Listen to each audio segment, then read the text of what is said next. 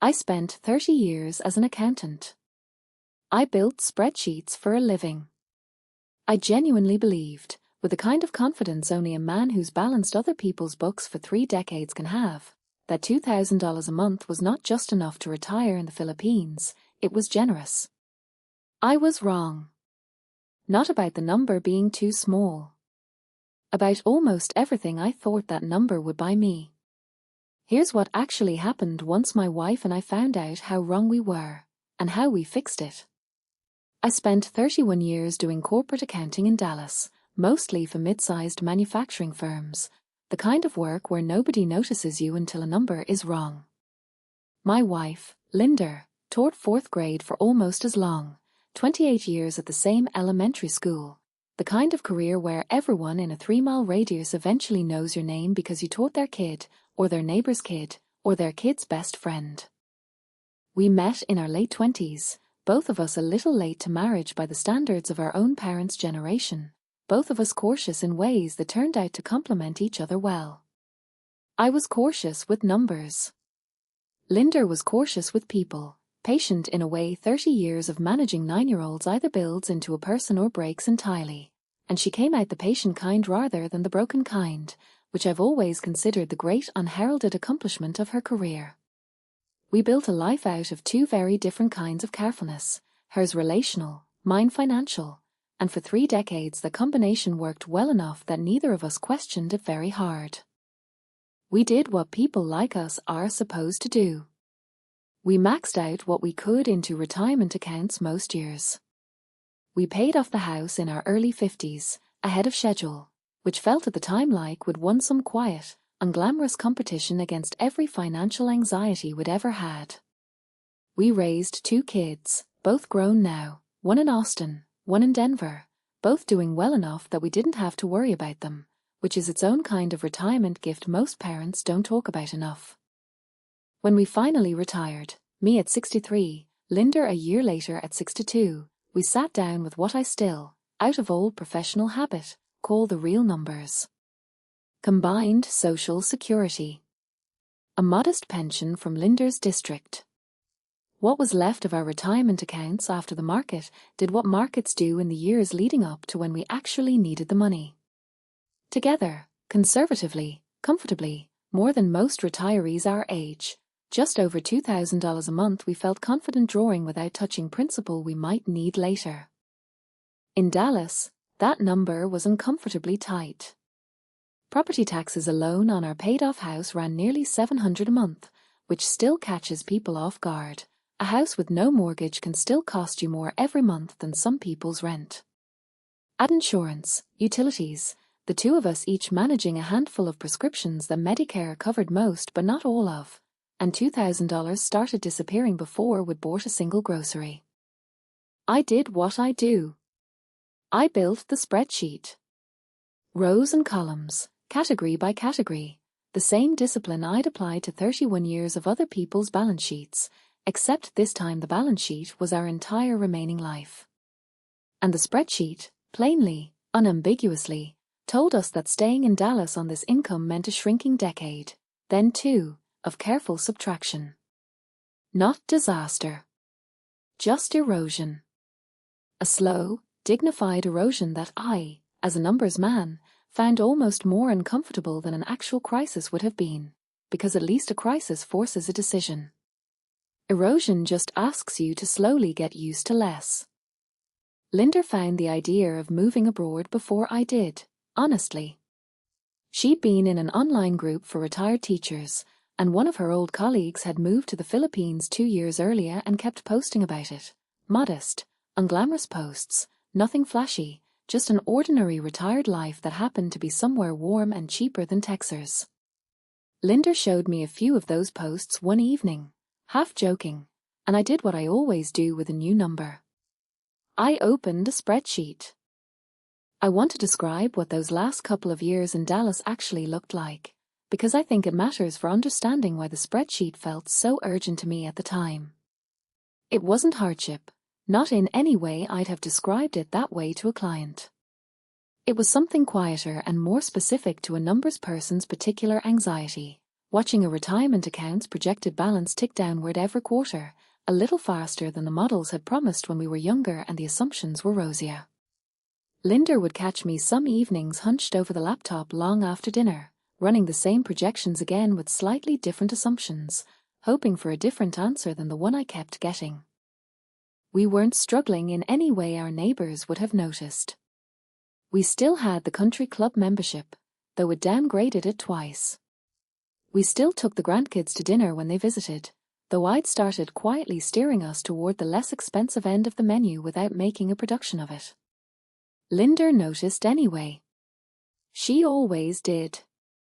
"You're doing the thing again," she'd say, meaning the careful, silent redirection I'd been doing more and more of those last 2 years, the small managed erosion of a life we'd built to be comfortable, now slowly being edited down to fit a number that kept shrinking relative to what everything cost. I want to be honest about something, because I think it matters for what happened later. I did not make this decision emotionally. I made it the way I made every financial decision for 31 years, carefully, skeptically, with more research than most people put into buying a car. I spent nearly 5 months building what I genuinely believed was an airtight cost of living model. I pulled numbers from a dozen different sources: government cost of living indexes, expat forums, 3 separate retirement abroad newsletters I'd subscribed to specifically for this research, and long conversations with Linda's old colleague, who was generous with her time and her numbers. I built categories for rent, food, healthcare, utilities, transportation, entertainment, an emergency buffer. I stress-tested the model against currency fluctuations going back a decade. I did everything a careful, professional accountant does before recommending a course of action to a client, except this time the client was my own family's future. The model said $2,000 a month wasn't just workable in the Philippines. It said we'd have room to spare, genuine discretionary income, the kind we hadn't had consistently since our 30s. I remember showing Linda the final version of the spreadsheet at our kitchen table, walking her through every line the way I used to walk clients through a quarterly report, and watching her face shift from cautious interest to something closer to excitement. I want to be specific about how thorough I believed this research was, because it matters for understanding how surprised I was later. I'd cross-referenced government cost of living data against 3 separate expat forums. I'd built currency fluctuation stress tests going back 10 years, accounting for scenarios where the peso strengthened significantly against the dollar. I'd priced out 3 different cities within the country, not just one, and built comparison tabs for each. I'd even, at Linda's suggestion, reached out to her old colleague directly and asked for an actual monthly breakdown, which she generously provided, though I would later realize her circumstances, younger, in better health, living further from the coast, differed from ours in ways I hadn't weighted properly. By any professional standard I'd have applied to a client's business plan, this was diligent, careful, thorough work. I had no reason, going in, to doubt it. We told our kids over a video call, both of them on the line at once, which felt, in hindsight, like we were bracing for an argument neither of them actually gave us. Our son in Austin asked practical questions, the kind that told me he'd inherited at least some of my instincts: insurance, healthcare access, what our exit plan looked like if it didn't work. Our daughter in Denver asked fewer questions and cried a little, more from surprise than worry, and told us, somewhat to our relief, that she thought it sounded very on brand for the two of us to research a life decision harder than most people research buying a house. We sold the Dallas house in 14 weeks, a faster sale than we expected, to a young family who reminded Linda, she told me later, of us 30 years earlier. We kept a modest amount in reserve beyond what the spreadsheet called for, because 31 years in accounting had taught me that even the best model has a margin of error, and I wanted that margin working in our favor, not against it. We landed in the Philippines in early spring, 63 and 62 years old, with 2 suitcases each, a 5-month-old spreadsheet I trusted completely, and a number, $2,000 a month, that I would have bet my entire professional reputation on. Linda cried a little on the flight, the good kind, somewhere over the Pacific, and when I asked her what she was thinking about, she said she was picturing our old kitchen table, empty now, sold to the young family along with almost everything else, and feeling something between grief and relief that surprised her with how much space it took up in her chest at the same time. I understood exactly what she meant. 31 years of tables set for the same 2 people most nights, sometimes for when the kids visited, now folding down into 2 suitcases each and a number on a spreadsheet I checked more times than I could count. I was about to learn exactly how wrong a very careful model can still be. Here are the 10 things my spreadsheet got wrong, category by category, and what Linda and I actually had to change once we understood why. Number 1. I had priced an average, not a life. This was the first and, in hindsight, the most fundamental mistake in the entire model. I had built my cost of living numbers from national averages and forum posts written by people living in a dozen different cities, price points, and lifestyles, and treated the resulting blend as though it described one coherent life we could simply step into. It doesn't work that way. The average hides more than it reveals. Rent in the city we initially chose, a coastal area popular with retirees, ran nearly double what our spreadsheet had projected, because the average Philippines rent figure I'd used had blended in far cheaper provincial listings alongside it. We were 3 weeks into our first month before I understood the number I trusted for 5 months of research had never actually described the specific street we were standing on. We spent the next 6 weeks doing something I should have done from Dallas, actually comparing real listings in the specific cities we were considering, not national averages, not forum anecdotes from 3 years earlier, but current, local, dated numbers. It was humbling, honestly, for a man who'd built financial models professionally for 3 decades, to realize the very first input in my entire spreadsheet had been the wrong kind of number from the start. I ended up doing something almost embarrassingly simple, in hindsight, that no amount of professional modeling had suggested to me beforehand. I found a local retiree, an American who'd been living in the area for 6 years, through one of Linda's teacher group connections, and simply asked him to walk through his own actual monthly bank statement with me over coffee. Not an estimate. Not a projection.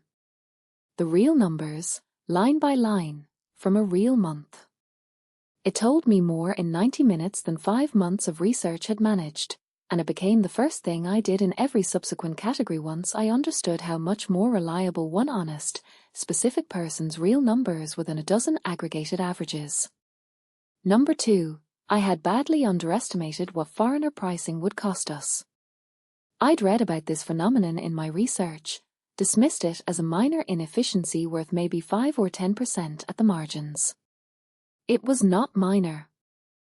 In our first 6 weeks, before we understood the local market at all, we were consistently paying anywhere from 20 to sometimes 50% more than locals for the same goods and services, from taxi fares to market produce to a repairman Linder hired for a broken cabinet hinge that should have cost a fraction of what he quoted us. None of it felt like outright dishonesty in the moment. It felt, more accurately, like the ordinary cost of being visibly new and unfamiliar with what things should cost, the same way a tourist anywhere pays more than a local without necessarily realizing it. Once we built relationships, a neighbor, a regular market vendor, a landlord who genuinely liked us, that premium mostly disappeared. But my spreadsheet had never accounted for an adjustment period at all, let alone one that cost us real money for nearly 2 months before we understood what was happening. Linder handled this discovery better than I did, honestly. Where I felt a professional's frustration at having missed something so basic, she treated it almost like a game, keeping a small notebook of prices, comparing notes with the growing circle of women she was meeting, cheerfully declaring small victories when she managed to talk a tricycle fare down to what she now knew was the fair local rate. That notebook, unglamorous as it was, ended up correcting my spreadsheet faster and more accurately than any of the professional research I'd done from Dallas. Number 3. Healthcare cost far more than my model predicted, for a reason I hadn't considered. I'd researched healthcare costs extensively before we left: routine visits, medications, the price of common procedures. What I hadn't researched carefully enough was insurance specifically built for older American retirees, and it turned out to matter enormously.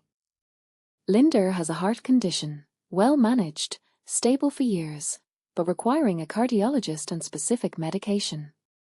The basic local health plans I budgeted for in my original model, the ones quoted so cheaply in most retirement abroad articles, either excluded her condition entirely or charged a premium high enough to eat nearly a third of our entire monthly healthcare line item on their own. I hadn't built a single line in my spreadsheet for pre-existing condition premiums, because most of the sources I'd researched were written by healthier retirees who'd never needed to ask that specific question. We ended up spending 3 full weeks comparing plans, eventually finding an international policy, more expensive than my original estimate, but still a fraction of what the same coverage would have cost in the United States, that actually covered Linda's condition properly. It added nearly $200 a month to our budget that the original spreadsheet had never anticipated. I remember the specific afternoon I finally understood the scope of my own error. I was on the phone with an insurance broker, a patient woman who'd clearly walked dozens of American retirees through this exact confusion before, and she asked me, almost gently, whether the sources I'd used for my original healthcare estimates had disclosed the ages and health profiles of the people they were describing. I didn't have an answer. I'd never thought to ask. 31 years of professional caution about data sources, and I'd taken retirement healthcare estimates from strangers on forums at face value, without once verifying whether their circumstances actually resembled ours. Linda took this discovery harder than any of the others, at least at first, because it felt to her less like a budgeting oversight and more like a referendum on whether we'd been reckless with something that actually mattered, her health, not just our comfort. I spent a difficult evening reassuring her that the recalculation didn't mean the decision had been wrong, only that one input needed correcting. The same conversation I imagine plays out in a lot of households once the real numbers arrive after the hopeful ones. By the time we'd actually secured the right coverage, she'd come back around to seeing it the way I did, a fixable error, not a fundamental flaw in the plan. Number 4. I had not priced in how often would want to fly home. This one embarrasses me a little, professionally, because it's exactly the kind of oversight I would have flagged immediately in a client's model. I had budgeted for 1 trip home a year, a reasonable-sounding assumption based on nothing but my own guess. The reality, once our grandchildren entered the picture more concretely, our son and his wife had their first child for months after we moved, was closer to 2 trips a year, sometimes closer to 3 when a birthday or holiday pulled at us harder than the budget preferred. Flights, even booked well in advance, ran significantly higher than the flat annual figure I'd originally built in, and I had failed entirely to model the emotional pull of a first grandchild against a numbers-only projection built before that grandchild existed. We solved this the way accountants solve most problems, by building a dedicated travel sinking fund, setting aside a fixed amount every month specifically for flights, rather than treating travel as an occasional unplanned expense the way my original model had. I'll admit something here I wouldn't have admitted to a client. The first time I saw the actual flight cost for meeting our new granddaughter for the first time, I hesitated, genuinely, running the number against the rest of the month's budget before booking it. Linda watched me hesitate, took the laptop out of my hands without a word, and booked it herself. She was right too. No spreadsheet I've ever built, in 31 years of professional practice, properly weighs the cost of missing a grandchild's first months against a line item labeled discretionary travel. That first visit home, holding our granddaughter for the first time in our son's living room in Austin, I remember thinking about the spreadsheet almost involuntarily, the old professional reflex kicking in even in that moment, and then consciously setting the thought aside for maybe the first time in 31 years. Some numbers, I was finally starting to understand, aren't meant to be optimized. They're just meant to be paid, gladly, because the alternative was never really a number at all. It was an absence, and no model I've ever built has a column for that. Number 5. I had wildly underestimated the cost of furnishing and setting up a home from scratch. My model had accounted for rent as an ongoing monthly cost. It had almost entirely ignored the one-time cost of actually turning an empty rental into a livable home. Furniture, kitchenware, linens, the 100 small things a house accumulates over decades that would simply sold or given away in Dallas without thinking through what replacing even the basics would cost. That first month's setup costs alone ran nearly 3 times what I'd allotted for the entire category. Linda, more practical about this than I was, pointed out something I should have accounted for professionally. Moving abroad isn't just a change in ongoing cost of living, it's also, functionally, furnishing an entire new household at once, a cost most retirement calculators simply don't mention because they're built around monthly averages, not the specific, lumpy reality of month 1. We stood in our empty rental that first week, just 2 folding chairs Linda had insisted on buying at the airport gift shop as a joke that turned out to be the only functional furniture we owned, and did the kind of laughing you do when a mistake is too large and too absurd to be genuinely upsetting anymore. I'd built a model precise enough to predict currency fluctuations a decade out, and hadn't thought to budget for a single bed frame. We spent the next 10 days furnishing the apartment piece by piece, learning as we went which second-hand shops offered real value and which were pricing for foreigners who didn't know any better, a lesson that would have saved us considerably more if we'd learned it before that first week rather than during it. Number 6. I hadn't modeled how much slower everything would feel at first, and how that would cost us emotionally if not financially. This isn't a line item exactly, but it belongs on this list because it affected our spending in ways I hadn't predicted. The adjustment period, new language, new systems, new everything, was slower and harder than either of us expected, and in that first difficult stretch, we spent more than we should have on convenience. Ordering food instead of learning the market. Taking a taxi instead of figuring out the tricycle system. Small decisions, each one reasonable in isolation, that added up to adjustment tax my spreadsheet had never once considered. It took us close to 10 weeks to feel confident enough in our new systems to stop paying that tax regularly. Once we did, our actual monthly spending dropped by nearly 15% almost overnight, simply from confidence replacing convenience. I started tracking that specific gap once I noticed it, out of the same professional instinct that made me build the original spreadsheet in the first place, and the pattern was almost too clean to believe. Every week our confidence with a new system increased. The market, the tricycle routes, the pharmacy, the landlord's maintenance process. A corresponding dollar amount dropped out of our spending almost automatically, without either of us consciously deciding to cut back. Confidence, it turned out, was a cost-saving mechanism I'd never once seen modeled in any retirement calculator, and it may have been the single largest line item correction of our entire first year. Looking back at that first 10 weeks now, I recognize it as the hardest single stretch of the entire move, harder in its own quiet way than any of the specific financial miscalculations. Everything took longer than it should have. Every errand carried a small, low-grade uncertainty that 31 years of familiar Dallas routines had never required of us. Linda described it best. One exhausted evening after a simple grocery run had somehow eaten most of an afternoon. I feel like I've forgotten how to be competent at my own life, she said, and I understood exactly what she meant, because I'd been quietly feeling the same thing behind a slightly more stoic exterior. That feeling, more than any single dollar amount, was the real cost of those first 10 weeks, and it faded, gradually and then all at once, right around the same time our spending finally settled into something that actually resembled the number I'd originally modeled. Number 7. Linda's loneliness cost more than mine did, and I hadn't modeled the difference. This is the one I think about most now, honestly, because it wasn't a financial mistake so much as a planning blind spot with financial consequences. I adjusted socially faster than Linda did. I'd been the more introverted one our whole marriage, content with quiet mornings and a good book, while Linda had spent 28 years surrounded by colleagues, students, parents, a whole ecosystem of relationships that didn't simply transfer with us. Her first 4 months were harder than mine, and in that stretch, we spent more on trips back to visit family, on international calls, on small comfort purchases that were really about managing an emotional gap rather than a genuine need.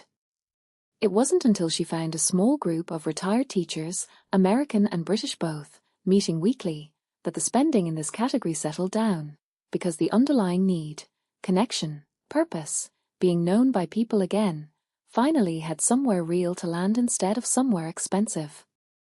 I remember one particular evening, maybe 10 weeks in, when Linda finally said out loud what I think she'd been carrying quietly for most of that stretch. I taught the same building for 28 years, Robert. Everyone there knew me.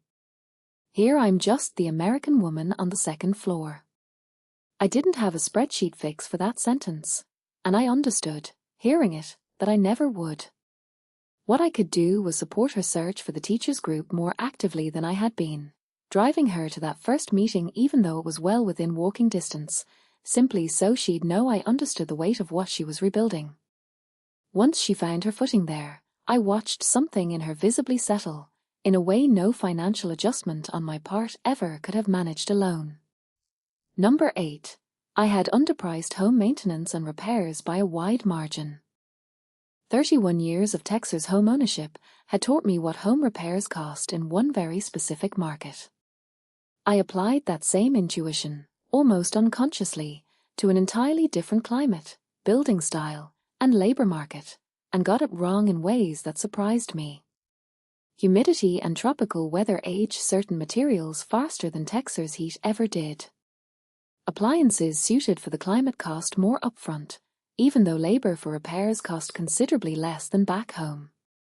The net effect, once I actually tracked it honestly over our first year, was a maintenance category running almost double what I'd originally modeled, even though individual repair visits were often cheaper in isolation. I'd priced the labor correctly and completely missed the frequency. Our air conditioning unit alone needed servicing 3 times in the first 8 months, something that would have been an annual event at most back in Dallas. Our landlord, patient with us in a way I came to genuinely appreciate, explained that this was simply normal in this climate, not a sign of a faulty unit or bad luck, just the ordinary wear tropical humidity puts on cooling systems that a dry Texas summer never would have caused. He walked me through the maintenance schedule other long-term tenants typically followed, information that would have been genuinely valuable 5 months earlier, sitting at our Dallas kitchen table with a spreadsheet I believed was thorough. I adjusted the entire category upward once I understood the pattern wasn't a string of unlucky repairs but a genuine, predictable difference in how quickly things wear here, the same way I'd have adjusted a depreciation schedule for a client operating in a different climate zone, if I'd ever thought to apply that same professional instinct to my own household in the first place. Number 9. I had not accounted for how much we'd want to actually enjoy ourselves, not just survive comfortably. This was less a modeling error and more a modeling failure of imagination. My original spreadsheet was built, if I'm honest, around a survival-level version of retirement, the minimum required to live safely and comfortably on $2,000 a month. It hadn't left meaningful room for the actual point of retiring at all, enjoying the years we had left together. Once we'd stabilized, once the adjustment tax had faded and we understood our real costs, Linda and I made a deliberate decision to rebuild the budget around a number closer to $2,400, drawing slightly more from savings than my original conservative model preferred, specifically to leave room for weekend trips within the country, for real dinners out, for the actual texture of a retirement worth having rather than merely a retirement that technically balanced. This was, professionally speaking, the hardest adjustment for me to make peace with, harder even than the healthcare recalculation or the furnishing overrun. 31 years of conservative financial discipline had trained me to treat surviving comfortably within a number as the entire goal of any retirement model. Linda was the one who finally said what I needed to hear, sitting across from me at our new kitchen table, a second-hand find we were both fond of by then. Robert, you built us a model to avoid running out of money. You never built us a model for what we were actually saving the money for. I sat with that sentence longer than I've sat with most professional criticism in 31 years of a career built on taking criticism well. She was right. We revised the number that same week. It took me a few more weeks after that conversation to actually feel comfortable with the revised spending, even after Linda and I had agreed on it together. Old habits are stubborn, and 31 years of treating every unnecessary dollar as a risk doesn't dissolve just because the underlying math has changed. I caught myself, more than once, quietly talking myself out of a weekend trip or a nicer dinner out, the same reflexive caution I'd carried through our last years in Dallas, before remembering that the entire point of the recalculation was to stop doing exactly that. Linda got good, in those weeks, at gently calling it out whenever she saw it happening. "There's the old spreadsheet talking again," she'd say, and more often than not, she was right, and I'd booked the trip anyway. Number 10. I had been wrong about what the number was actually for. This is the lesson that took the longest to understand, and it's the one that changed how I think about the entire project, both financially and otherwise. I had spent 5 months treating $2,000 as a puzzle to solve, a target to hit, a model to balance, the same way I'd approached 31 years of other people's budgets. What I hadn't understood, until we'd actually lived inside the number for the better part of a year, was that the number was never really the point. It was a tool for building something else entirely: Linda's Tuesday teacher group, a grandchild we now fly to see 3 times a year instead of once, weekend trips we never once took in 30 years of careful Dallas living, evenings on a porch that cost nothing and meant more than any line item on my original spreadsheet. I was wrong about $2,000 being enough, in the narrow, technical sense I'd originally meant it. I wasn't wrong that this move was the right one. Those turned out to be 2 entirely separate questions, and it took me most of a year, and every miscalculation on this list, to finally understand the difference. I think about a specific evening, close to our 1 year mark, when I finally sat down and built what I now think of as the honest version of the original spreadsheet, not a projection anymore, but an actual accounting of a real year lived. Every line item corrected against reality. Every mistake I've described here, laid out plainly, the way I used to lay out a client's variance report at year-end. I showed it to Linda the same way I'd shown her the original 5 months of research, back at our old Dallas kitchen table. She read through it slowly, the way she reads through anything I hand her that matters, and when she finished, she didn't comment on any single line item. She just said, "So we were wrong about the number and right about everything else." I don't think I've ever heard a more accurate 1-sentence summary of an entire year of my professional life applied to something that actually mattered.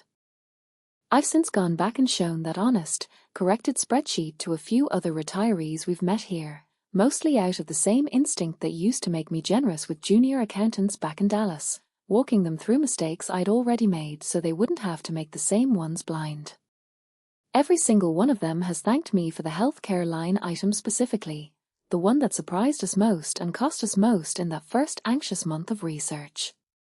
It's a strange kind of professional satisfaction, being genuinely useful to a room full of strangers because of my own miscalculation rather than my own competence, but I've come to appreciate it more than most of the successful projects I ever closed out in 31 years of formal practice. I want to be careful about how I say this, because I don't think our specific mistakes are universal, and I don't think everyone considering this move will get the same numbers wrong we did. What I do think is universal is this: no spreadsheet, however careful, however professionally built, fully survives contact with an actual life. I spent 31 years believing that discipline and research could eliminate uncertainty if you were simply thorough enough. Retiring abroad taught me, at 63 years old, after 3 decades in a profession built entirely around precision, that the map is never quite the territory, no matter how many sources you cross-reference. We didn't fail. I want to be clear about that, because I think a title like this one can sound, on the surface, like a cautionary tale about a mistake we regret. We don't regret it. We spend closer to $2,400 a month now than the $2,000 I originally modeled, and every extra dollar of that gap has bought us something real: Linda's community, our grandchild's growing relationship with 2 grandparents who show up in person 3 times a year instead of once, a version of retirement neither of us would trade back for the careful, shrinking version we were living in Dallas. I think it's worth saying plainly that $2,400 still sits comfortably within what our savings can sustain for the rest of both our lives, according to the same conservative modeling standards I've applied to every financial decision I've ever made professionally. We didn't abandon discipline. We recalibrated it, once, honestly, against a full year of real data instead of 5 months of second-hand research, the same way any responsible model gets revised once it meets its first real year of actuals. That revision, uncomfortable as it was for a man who prided himself on getting things right the first time, made the entire plan more sound, not less. If you're building your own spreadsheet right now, the way I built mine, I'd ask you to hold it a little more loosely than I held mine. Build in more margin than feels strictly necessary. Price in an adjustment period, not just a steady state. And ask yourself honestly, the way I eventually had to, whether the number you're solving for is actually the point, or just the tool you're using to get somewhere the number itself can't fully describe. I thought $2,000 was enough. I was wrong about the number. I was right about everything the number was actually for. I still keep a spreadsheet, because some habits genuinely never leave a man who spent 31 years building them for a living. But it looks different now than the version I brought with me on that flight. It has a margin built in that isn't strictly necessary by the numbers, because I've learned, the hard way, that a real life needs more room than a model assumes. It has a line item labeled simply grandchildren, updated whenever a new milestone pulls at us harder than the budget prefers, and I no longer hesitate before filling it in. It has, buried in a footnote Linda insisted I add after that conversation at our new kitchen table, a single sentence that isn't really an accounting note at all. The number is the tool, not the point. I read that footnote more often than any other line in the entire document. If any part of this sat with you, stay a while. I share stories like this one honestly, spreadsheet errors and all, and I'd be glad of the company. Thank you for watching. And if this helped you think a little more carefully about your own numbers, consider subscribing. The next story might save you exactly the mistake we had to learn the hard way.